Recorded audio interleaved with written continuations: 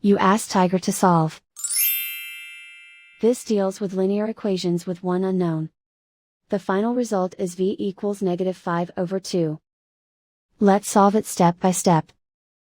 Group all constants on the right side of the equation. Subtract 45 from both sides. Simplify the arithmetic.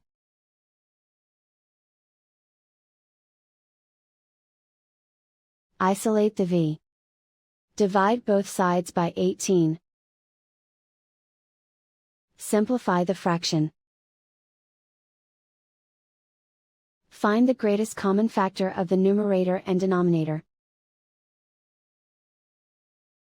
Factor out and cancel the greatest common factor. And so the final result is v equals -5/2.